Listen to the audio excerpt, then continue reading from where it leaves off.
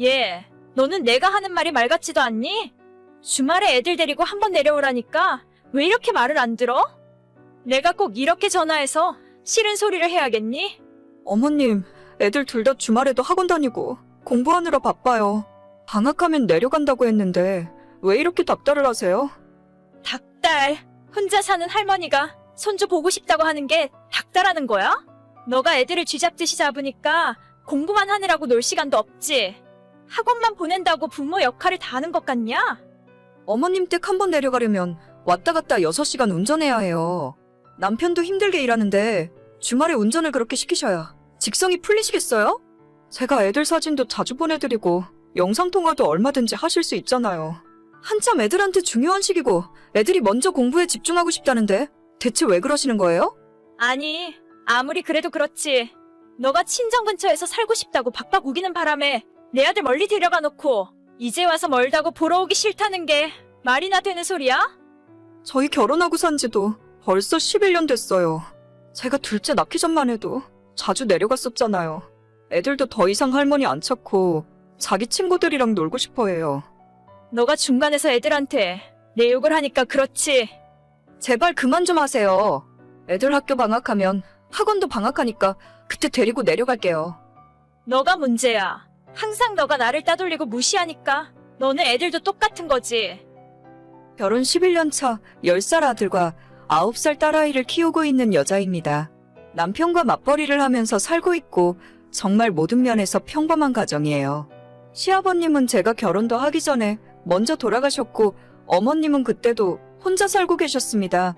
제가 남편을 뺏어갔다고 생각하고 계시지만 어머님 기억이 잘못되어 있을 뿐 전혀 사실이 아니에요. 저는 지금 사는 이 지역이 제가 태어나고 자란 고향이고 남편은 지방 출신인데 직장 때문에 올라와서 살고 있었습니다. 결혼하면서 자연스럽게 살고 있던 이 동네에 자리를 잡았을 뿐이고 결코 남편이 저 때문에 홀어머니를 버리고 이 동네로 이사를 온 것이 아니에요. 그런데도 어머님은 어떤 피해망상에 젖어 있는지 신혼 때부터 무슨 말만 했다 하면 제가 본인 아들 뺏어갔다며 그렇게 못살게 굴고 있습니다. 차로 3시간 걸리는 거리를 마음처럼 쉽게 왔다 갔다 할 수 있나요? 실제로 애들도 할머니 집에 가자고 하면 다들 안 가면 안 되냐고 한숨부터 쉽니다. 얘네들이 거기 가서 뭐하고 놀겠어요. 할머니 집에 좋아하는 게임기가 있길 하나 장난감이 있기를 하나 집도 거실 겸 주방 있고 방 하나 있는 빌라라서 애들이 마음껏 뛰놀 공간도 없습니다. 한 번 내려가면 워낙 오래 걸리니까 하루 자고 올라와야 하는데 저랑 남편은 거실 바닥에 이불 깔고 자고 그나마 애들은 안방 할머니 침대에서 재워요. 남편이 평일에 일하는 것도 고되고 힘들 텐데 주말 이틀 동안 제대로 쉬지도 못하고 왕복 6시간 이상 운전시키는 것도 보통 일이 아닙니다. 여보, 오늘 엄마 전화 받았어? 갑자기 나한테 전화를 다 하시네. 왜? 또 내 욕하셨어? 그냥 이제는 그러려니 해. 당신 신경 쓰이면 주말에 혼자 어머님한테 내려갔다 와. 아니야, 그냥 애들이랑 놀아줘야지. 평일엔 늦게 퇴근하니까 애들 얼굴도 제대로 못 보는데 당신이 엄마 전화 받느라 고생이네. 그냥 엄마 번호 뜨면 받지 마. 어머님 전화인데 어떻게 또 그래? 그냥 난 괜찮으니까 신경 안 써도 돼. 그래, 아마도 내가 처가 근처에서 사니까 엄마가 더 저러시는 것 같아. 그냥 좀 한가할 때 되면 나 혼자 내려갔다 올게. 그래, 애들도 같이 가면 좋은데 워낙 가기 싫어하니까. 요즘 애들이 어른들보다 더 바쁜 거 알고 계시나요? 아직 초등학생인 아이들인데 둘 다 학원을 엄청나게 다닙니다. 이렇게 이야기하면 제가 아이들에게 공부하라고 강요하는 엄마라고 생각하시겠지만 저희 애들 다니는 학원 중에 공부 관련한 학원은 수학학원 딱 하나밖에 없어요. 그것도 애들이 자기 학교 친구들은 다 다니는데 왜 나는 안 보내주냐고 해서 등록해줬습니다. 그 외에는 축구교실, 태권도 학원, 수영을 다녀요. 둘째는 얼마 전부터 수영 대신 피아노 배우고 싶다고 해서 피아노도 가르치고 있습니다. 절대 부모가 먼저 학원 다니라고 강요하는 시대가 아니라 아이들이 학교 친구들이랑 학원 정보를 교류하고 본인이 배우고 싶은 것을 스스로 선택하더라고요.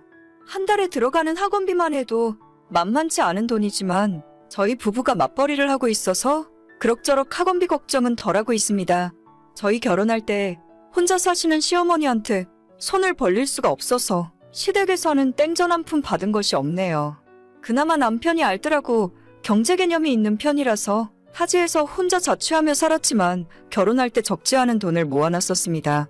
그뿐만 아니라 저희 친정에서 큰 도움을 주셔서 아이 둘 낳고도 크게 돈 걱정 없이 지금까지 살 수 있었어요. 하지만 시어머니한테는 괜히 마음 상해하실까봐 양가 부모님에게 똑같이 도움을 받지 않았다고 말씀드렸습니다. 그 당시 순진했던 제 입장에서는 어머님을 위한 배려라고 생각했는데 이제 와보니 굉장히 큰 오해를 하고 계시더라고요. 난 내일 저녁에 너희 집에 올라간다. 이번에 올라가면 일요일까지 있을 거야. 갑자기요? 저도 토요일에 약속 있고 애들도 주말에 다들 바쁠 텐데. 어차피 니랑 니네 애들은 나를 싫어한다며? 난 내 아들만 보면 그만이야. 그래도 집에 반찬 해놓은 것도 없고 이렇게 미리 말씀도 없이 갑자기 올라오시면 좀 곤란해요. 뭐? 내가 내 아들 집에 가는데 너 허락을 맡아야 해? 이런 배은망덕한 것 같으니라고. 내 아들이 뼈 빠지게 고생해서 먹여 살려놨더니만 고마운 줄도 모르고. 됐고, 내일 갈 테니까 그렇게 알고 있어. 네, 알겠어요. 미리 말도 없다가 전날 저녁에 갑자기 오신다고 하니까 솔직히 저는 좀 멘붕이었죠. 어머님이 마지막으로 저희 집에 올라오셨을 때가 둘째 태어나고 얼마 안 됐을 때니까 거의 8년 만에 오시는 거거든요. 온다는 것 자체도 신경 쓰였지만 저렇게 전화 우리 애들한테 삐져 계시는데 괜히 애들 앞에서 이상한 소리 하는 건 아닌가 걱정했어요. 그리고 불길한 제 예상은 현실이 되었고 다음날 어머님이 집에 오시자마자 첫째와 둘째를 앉혀놓고 너희들이 할머니 집에 가기 싫다고 했냐고 물어보셨습니다. 진짜 그 모습 보면서 남편이나 저나 경악을 금치 못했네요. 저희가 말려도 아무 소용 없었고 애들한테 할머니가 싫으냐고 그럼 앞으로 할머니 안 보고 살 거냐고 막 화를 내시는 겁니다. 원래 성격이 괴팍하신 분인 건 알았지만 정말 이건 선을 넘었다고 생각했어요. 남편이랑 제가 뜯어말리다가 어머님이랑 크게 싸우게 됐고 보다 못한 남편이 그 한밤중에 어머님을 집으로 다시 모셔드리겠다며 억지로 끌고 나갔습니다. 애들 앞에서 못 볼 꼴을 보여주게 되어서 너무 미안하고 속에서 화도 치밀어 오르더라고요. 놀란 아이들을 간신히 진정시키고 저도 안방으로 들어왔는데 그때 남편이랑 같이 내려가고 있던 어머님에게서 카톡이 왔습니다. 야, 이번에는 내가 그냥 내려가지만 너 그따위를 처신할 거라면 애들 데리고 너네 친정 가서 살아. 내가 우리 아들이랑 둘이 살 테니까 너는 너네 애들 데리고 나가서 살면 되겠네. 어머님, 뭔가 크게 오해하고 계신데요. 일단 이 집이 애들 아빠 집이 아니에요. 무슨 소리야? 우리 아들이 일해서 번 돈으로 산 거지. 니까 짓게 나가서 벌어봐야 얼마나 벌어온다고? 공동명인이 그딴 소리 할 거라면 내 앞에서 안 통해. 아니 그게 아니라 저희가 사는 이 집은 저 결혼할 때 친정에서 해주신 집이라서요. 굳이 나가야 하면 애들 아빠가 나가야 하는데 제가 알기로는 저나 우리 애들 놔두고 집 나갈 사람이 아니에요.